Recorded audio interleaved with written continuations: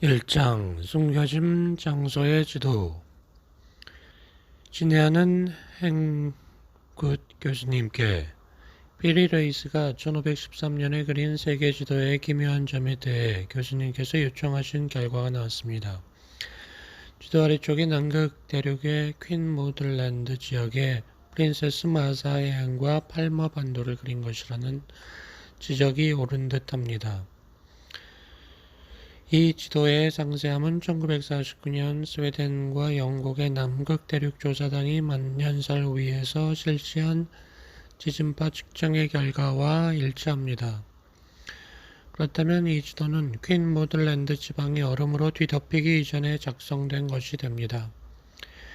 이 지방의 얼음 두께는 1.6km가 넘습니다. 1513년 당시의 지리적 지식을 생각한다면 어떻게 정보를 얻어 이 지도를 작성했는지 알 수가 없습니다. 해롤드 올메이어 미국 공군 대령사령관. 감정이 담겨있지 않은 말로 쓰여져 있지만 올메이어의 편지는 충격적인 것이다. 만약 퀸 모들랜드 지역의 지도가 얼음으로 뒤덮이기 전에 그려진 것이라면 원본 지도가 작성된 시기는 한참 올라가야 하기 때문이다. 지금까지 통념으로는 남극 대륙이 현재처럼 만년설로 뒤덮인 것은 수백만 년 전의 일이다. 그러나 조사해보면 이 통념은 결함을 지니고 있다. 따라서 제독 피리 레이스가 그린 퀸 모들랜드 지역의 지도는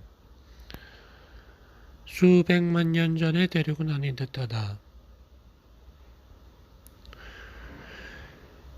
기원전 200만 년에 이 지도가 작성되었다고 하면 인류가 탄생하기 전의 일이 되고 만다.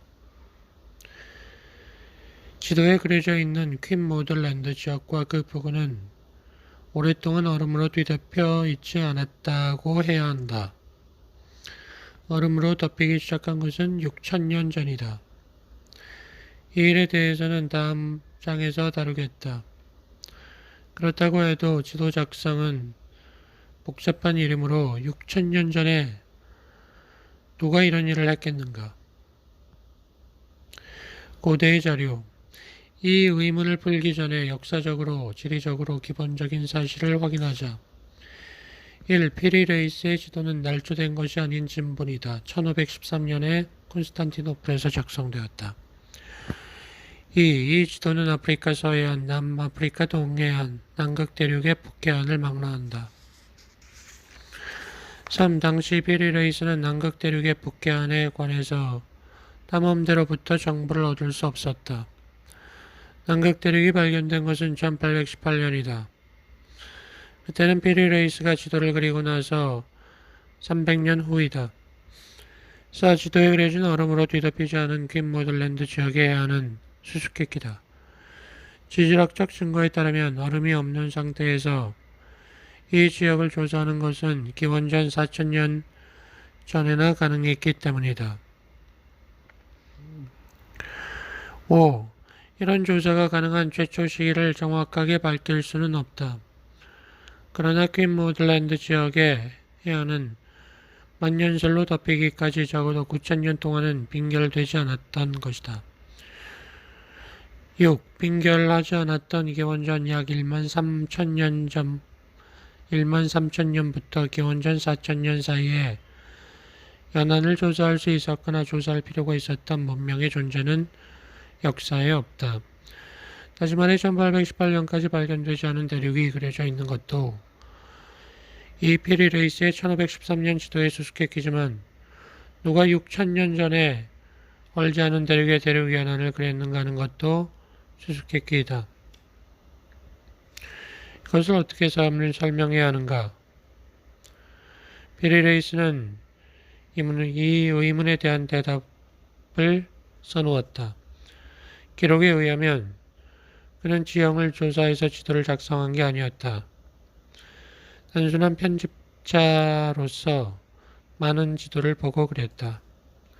원본 지도 중에서 몇 개는 남아프리카와 카리브해까지 도달했던 당시 탐험가들이 작성한 것이며 다른 몇 개는 기원전 4세기나 그 이전의 것들이다.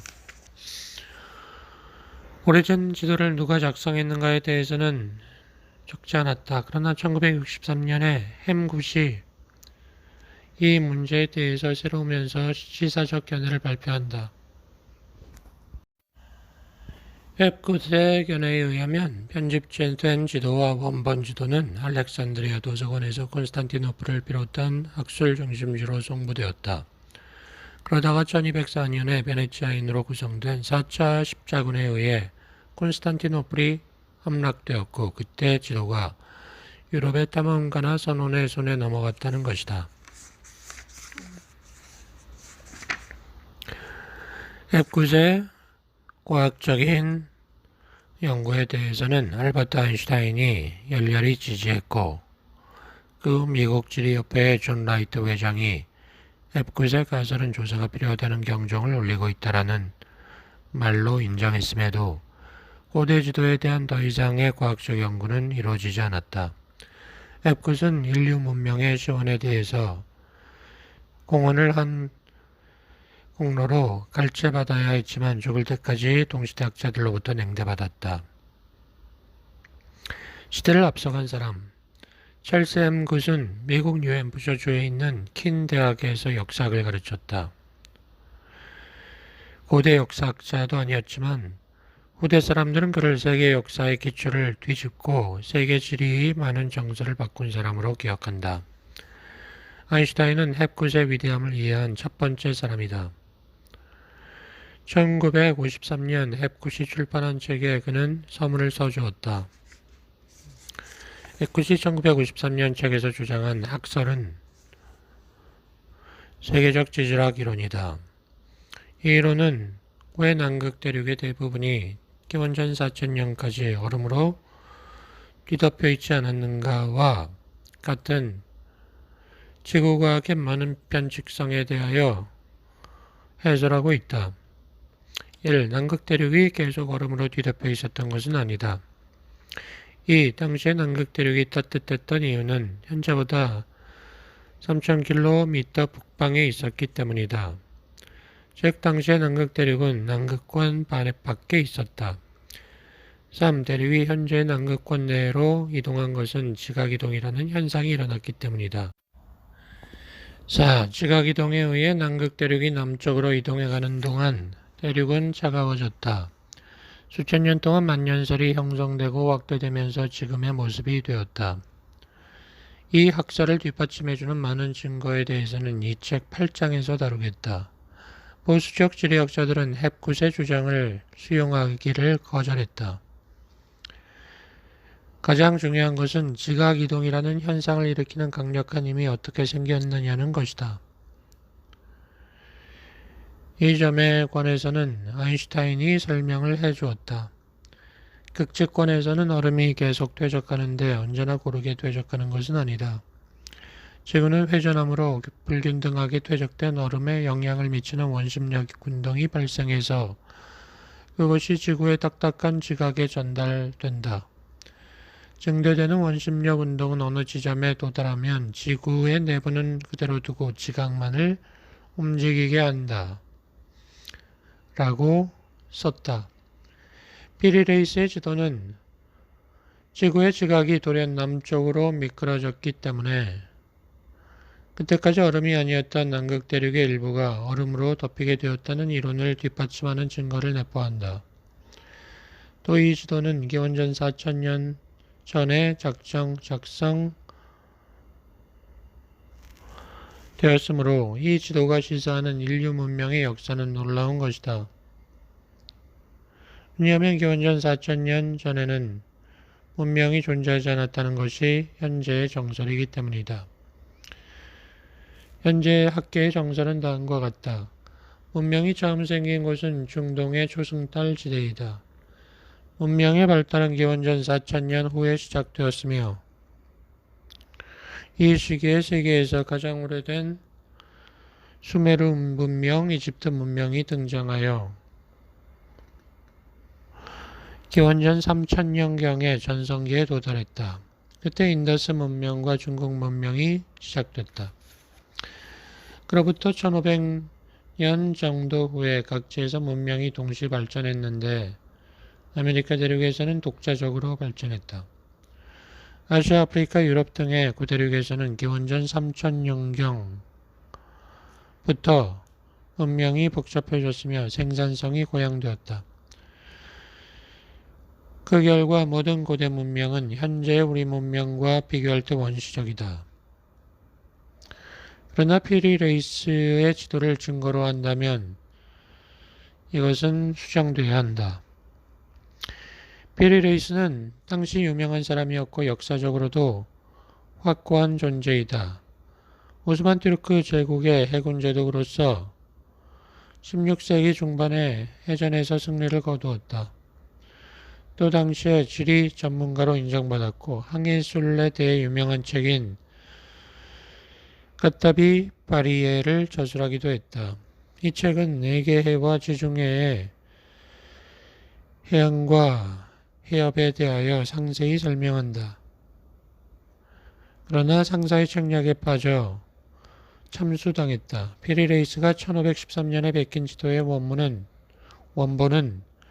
콘스탄티노플 제국 도서관에 소장되어 있던 것으로 추측된다. 제독 피리 레이스는 이 도서관에 자유롭게 출입할 수 있었다. 원본 지도들은 현존하지 않는다. 그러나 피리 레이스의 지도는 콘스탄티노플의 공전 도서관에서 1929년에 재발견되었다. 피리 레이스의 지도는 당혹한 올메이어 대령이 1960년에 헵구셀에게 보낸 편지에서 인정하고 있듯이 남극 대륙에 있는 퀸 모들랜드 지역의 얼음 아래에 있는 지형을 묘사하고 있다. 그러나 이 지역의 지형은 기원전 4000년이라는 옛날부터 얼음에 덮여 있었다. 이 지역의 지형이 다시 밝혀진 것은 1949년 영국과 스웨덴의 조사단이 철저한 지질 조사를 했을 때였다. 이런 정보를 다룬 지도 작성자가 피리 레이스뿐이었다면 그가 만든 지도를 중시하는 것은 잘못일 것이다. 아마 중요한 지도일 거야. 그러나 우연이겠지라고 말할 수도 있을 것이다. 그러나 있을 수 없다 생각하는 이 지리 지식을 소유한 것은 오스만 제국의 제독뿐이 아니었다. 이 지식의 단편들은 문화에서 문화, 시대에서 시대로 전달되었다. 어떻게 이 지식이 전달되었는지에 대해서는 헵굿이 이미 추측한 이상의 것을 상상한다면 헛수고가 될 것이다. 어떤 장치가 있었는지 모르지만 많은 지도 작성자들이 이 고대 지도의 비밀을 알고 있었던 것은 사실이다. 이 모든 지도 작성자들은 무의식 중에 사라진 문명의 풍요로운 과학적 유산의 계승에 참가했던 것일까? 2장 남쪽 대륙에 있는 강 1959년과 1960년 크리스마스 휴가 때 첼시 헵굿은 미국 워싱턴에 있는 의회 도서관 자료실에서 남극 대륙의 지도를 찾고 있었다. 그곳에서 몇 주일 동안 지도 찾기에 몰두하던 그는 몇백 개 이르는 중세의 지도와 해도에 파묻혔다. 헵굿은 이렇게 썼다. 가슴을 두근거리게 만드는 예상치 못한 발견이 많이 있었다. 많은 해도의 남쪽 대륙이 그려져 있었다. 나는 페이지를 펼친 채 의자에 앉아 있었다. 1531년 오론테우스 피나에우스가 그린 세계지도의 남반구 부분을 보았을 때 진짜 남극 대륙을 알려주는 정통적 지도를 발견했다는 사실을 확신할 수 있었다. 대륙의 전체적 형태는 근대 지도에 묘사되어 있는 남극 대륙의 윤곽과 비슷했다. 대륙의 거의 중앙에 있는 남극점은 상당히 정확했다. 연안에 있는 산맥은 최근 발견된 남극 대륙의 산들과 비슷했다. 산맥은 연안에도 있었지만 내륙에도 있었다. 그 많은 산들로부터 강이 흘러나와 바다에 이르고 있었다. 이 사실로부터 지도가 처음으로 그려졌을 때의 이 연안 지방이 얼음으로 덮여있지 않았으리라는 것을 연상할 수 있었다. 반면 내륙에는 강과 산이 그려져 있지 않아 이미 얼음으로 되어 있다는 것을 알 수 있었다. 오론테우스 피나에우스의 지도를 조사한 햄국과 매사추세츠 공과대학의 리처드 스트레천 박사의 결론은 다음과 같다. 1. 이 지도는 다른 도법으로 그려진 이전 시대의 원본 지도 몇 개를 모사해서 그린 것이다. 2. 이 지도는 얼음으로 덮이지 않은 시대의 남극 대륙의 해안 지역을 나타낸다. 그 해안 지역은 퀸무드랜드, 언더빌랜드, 윌크스랜드, 빅토리아랜드, 마리버드랜드이다. 3. 페리레이스의 지도와 마찬가지로 지형의 전체적 윤곽과 특징은 얼음 아래 있는 남극 대륙 지형의 지진파 측정 결과와 일치한다. 오론테우스 피나에우스의 지도에 대해서 헵굿은 이렇게 결론 지었다. 놀랍게도 남극 대륙이 아직 얼음으로 덮이기 전에 인류가 그곳을 방문했다는 사실뿐 아니라 주거했다는 사실까지 보여준다. 그럼 그 시기는 먼 옛날이다. 오론테우스 피나에우스의 지도를 놓고 추정하면 원본 지도 제작자의 문명은 북반구 최후의 빙하기가 끝났을 때까지 거슬러 올라가게 된다. 헵굿의 이 견해를 뒷받침할 증거 가운데 하나가 오론테우스 피나에우스의 지도에 그려진 로스해의 모습이다. 현재는 거대한 비어드모 빙하와 스콧 빙하가 바다에 맞닿아 있지만 1513년의 지도에는 그 자리에 넓은 후미와 강이 나타나 있다. 이것들의 존재는 오론테우스 피나에우스가 베낀 원본 지도가 작성되었을 때 그 지역이 얼음이 아니었다는 얘기다. 강에 물이 흘렀다는 것은 내륙도 얼음으로 덮이지 않았다는 것을 말한다. 현재 만의 해안과 내륙은 11km나 되는 두꺼운 만년설로 덮여 있다. 로스해에는 몇백 미터나 되는 빙붕이 떠 있다. 지도의 로스해는 남극 대륙이 아직 얼음으로 덮이지 않은 시기, 즉 기원전 4000년 전에 미지의 문명에 의해 지도가 작성되었다는 견해를 보강해 준다. 이 견해는 1949년에 버드 남극 탐험대가 거행한 로스해의 해저 조사에 의해 강화된다. 탐험대는 표본을 채집하기 위해서 지하에 삽입하는 관인 코어 튜브를 이용하여 해저의 퇴적물을 채취했다. 그 퇴적물은 몇 개의 서로 다른 시대의 환경을 구별할 수 있는 지층으로 구성되어 있었다. 놀라운 발견이 있었다. 결이 다채로운 퇴적물로 이루어진 지층이 많았는데 온도가 높은 육지에서 흘러드는 강에 의해서 퇴적된 것들이었다. 워싱턴에 있는 카네기 재단의 조사원들은 어리 박사가 개발한 이오니움 연대 측정법을 사용해서 오론테우스 피나에우스의 지도가 보여주는 것처럼 퇴적물이 기원전 6000년까지 로스해에 유입되었다는 것을 확인하였다. 그때까지 남극 대륙에 존재했던 거대한 강이 다채로운 퇴적물을 운반해왔던 것이다. 기원전 4000년경에 로스해의 바닥에 빙하시대의 퇴적물이 쌓이기 시작했다. 코어티브 조사는 그 전에 따뜻한 시기가 있었다는 것을 밝힌다. 3장 사라진 과학의 지문 1569년에 작성된 메르카토르의 세계지도가 아직 얼음으로 뒤덮이지 않은 수천 년 전의 남극 대륙 해안 지역을 그린 것임을 살펴보았다. 흥미로운 점은 이 지도에 그려져 있는 남아메리카 서해안의 지형 정밀도가 메르카토르 자신이 역시 그 이전에 작성한 지도보다 떨어진다는 것이다. 원인은 메르카토르가 1538년 지도를 작성할 때에는 소유하고 있던 많은 고대 지도를 기초로 했지만 1569년 지도는 스페인 탐험가의 계측과 관찰에 의지했기 때문이다. 당시의 스페인 탐험가들은 남아메리카 서해안에 대한 최신 정보를 유럽으로 가지고 왔을 것으로 전해진다. 따라서 메르카토르가 그 정보에 의지했다고 해서 비난할 수 없다. 그러나 그 점 때문에 지도의 정밀도가 떨어진다.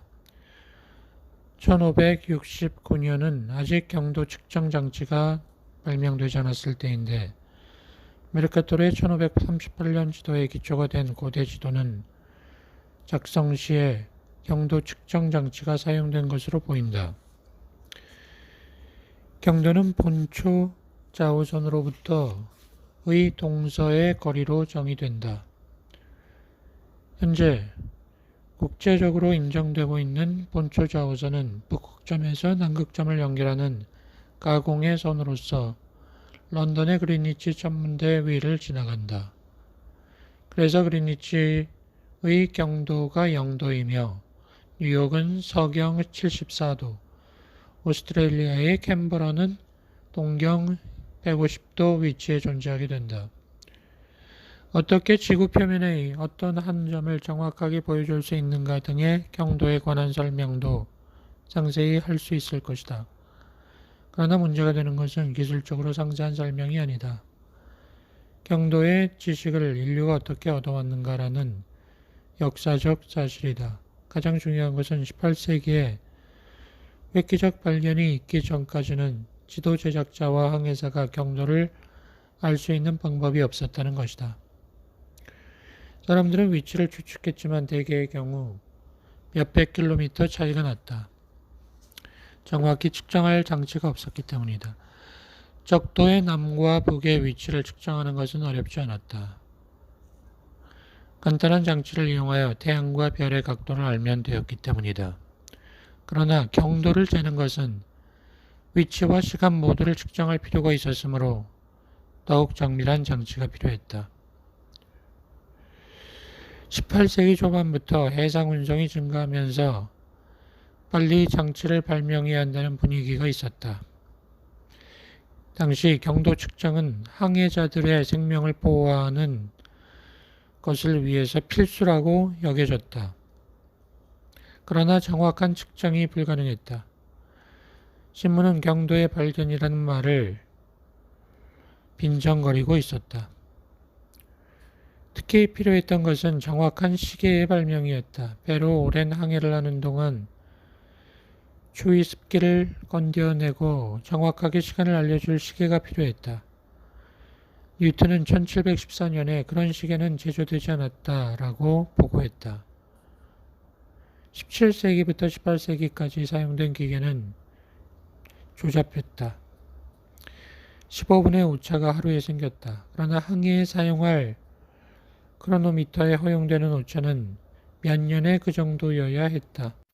마침내 해리슨이라는 사람이 좋은 크로노미터를 발명해냈다.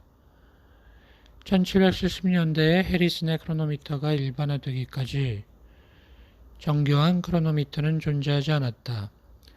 이 발명이 있고 나서야 비로소 지도 제작자는 경도를 확정할 수 있었다. 수메르나 고대 이집트, 그리스, 로마 등 알려져 있는 역사상의 문명은 경도를 측정할 능력이 없었다. 가능하게 된 것은 18세기다. 따라서 근대와 같은 수준의 정밀도로 위도 경도가 기록되어 있는 고대 지도와 만나는 것은 경이로움을 느끼게 한다. 이제까지 말한 것처럼 고도의 지리학적 지식이 반영되어 있는 고대 지도의 경우 위도 경도의 정밀도가 놀랄 만큼 높다. 어떻게 설명할 수 있는가? 예를 들면 피리 레이스의 1513년 지도는 남아메리카와 아프리카의 경도가 정확하다. 그러나 16세기의 과학으로는 이처럼 정확하게 경도를 측정할 수 없었을 것이다. 그러나 피리 레이스는 아무렇지도 않게 고대 지도를 기초로 했다고 기록해 놓았다. 이 지도에 그려져 있는 정확한 경도는 그가 사용한 고대 지도로부터 알려진 것인가? 또한 1339년에 돌체르트 포르톨라노도 흥미를 끈다. 이 해도는 유럽과 북아프리카를 대상으로 하고 있는데 경도는 완벽하게 정확하고 흑해와 지중해의 경도도 거의 차이가 나지 않는다. 헵굿은 둘체르트 포르톨라노의 바탕이 된 원본 지도에 대해서 다음과 같이 말한다. 과학적으로 정밀하게 위도와 경도의 비율을 계산해 놓았다. 이것이 가능하려면 지도 제작자가 아일랜드의 골웨이로부터 러시아 동강의 서부까지 많은 장소의 상대적 경도를 알고 있어야만 했다. 1380년에 제노 지도 역시 수수께끼다. 그린랜드를 포함하는 북방의 지역을 그린 지도인데 광범위한 지역의 위도와 경도가 놀랄 정도로 정확하다. 헵굿은 말한다. 믿을 수 없는 일이다.